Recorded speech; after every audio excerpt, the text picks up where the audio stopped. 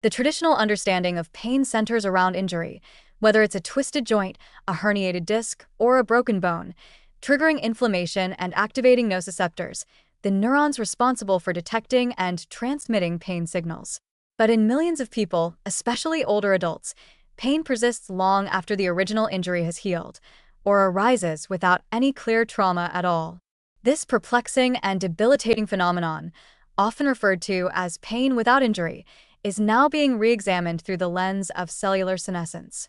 Emerging evidence suggests that aging, non-dividing cells, commonly known as senescent cells, can directly sensitize nociceptors and create a persistent pain state, even in the absence of mechanical damage. Senescent cells are often described as zombie cells because, while they no longer divide or perform normal functions, they resist cell death and linger in tissues, releasing a toxic brew of bioactive molecules called the senescence-associated secretory phenotype, SASP. This mix includes pro-inflammatory cytokines like IL-6, IL-1SET, and TNF-A, chemokines, growth factors, and matrix-degrading enzymes. The SASP plays a crucial role in driving chronic inflammation, a key contributor to aging-related diseases, but it also has profound effects on the nervous system, particularly in how pain is sensed and processed. In aging tissues like joints, muscles, and the spine, senescent cells tend to accumulate around nerve endings and in supportive connective tissue. Their secretions can directly activate or lower the threshold of nociceptors, the specialized sensory neurons that respond to noxious stimuli. Normally, nociceptors require a strong signal, such as heat or pressure, to fire. But in an environment filled with SASP factors, these neurons become hyperexcitable. Molecules like prostaglandins and bradykinin increase the expression and sensitivity of ion channels like TRPV1, NaV1.7, and A6, which are central to pain signaling. As a result, stimuli that would once be benign, light touch, gentle movement, even changes in temperature, can provoke pain responses. This is known as peripheral sensitization, and it is a defining feature of chronic pain syndromes. But the impact of senescent cells may go even deeper, literally. In studies involving aged animals, senescence has also been found in the dorsal root ganglia, DRG, and spinal cord, the structures that relay and interpret sensory information. Here, senescent glial cells and neurons may contribute to central sensitization, a condition in which the spinal cord amplifies pain signals out of proportion to any actual tissue damage. This creates a vicious cycle. Peripheral SASP factors prime the nerves, and central senescence alters the processing of those signals, turning up the volume on pain even in the absence of new injury. One compelling animal study showed that when senescent cells were selectively removed from joint tissues, pain behaviors improved significantly, even though the structure of the joint hadn't changed.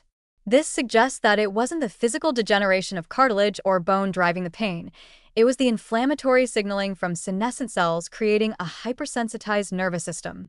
Similar findings have been reported in models of disc degeneration, where senolytic therapy, targeted clearance of senescent cells, reduced both inflammation and pain responses. This line of research is revolutionary because it challenges the long-held idea that chronic pain is always rooted in structural abnormalities.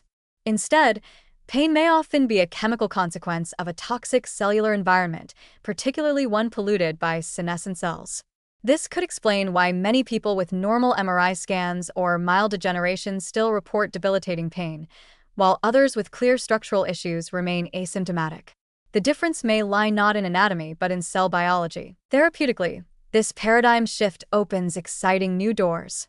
Senolytic drugs, compounds that selectively kill senescent cells, have already shown promise in animal models for reducing pain without the need to correct structural damage. These include naturally occurring compounds like physidin and quercetin, as well as experimental agents like navitoclax and dasatinib. By eliminating the source of chronic inflammatory signaling, these drugs may reset the nervous system's sensitivity, offering relief in conditions like osteoarthritis, fibromyalgia, and low back pain. Beyond senolytics, xenomorphics, drugs that don't kill senescent cells but suppress their inflammatory secretions, may also reduce nociceptor sensitization. These could offer a gentler, more targeted approach for tissues where full clearance of senescent cells might be risky, such as the brain or spinal cord. Even lifestyle interventions may have a role. Exercise, caloric restriction, and certain diets have all been shown to reduce senescence burden or SASP expression and may help modulate pain by improving cellular environments and restoring normal neural function. In conclusion, the idea that pain can exist without obvious injury has long frustrated patients and clinicians alike. But the growing recognition that senescent cells may be silently fueling nerve sensitization offers a compelling explanation and a hopeful path forward. Rather than treating chronic pain solely through structural repair or symptomatic relief, we may soon have the tools to address its cellular root causes.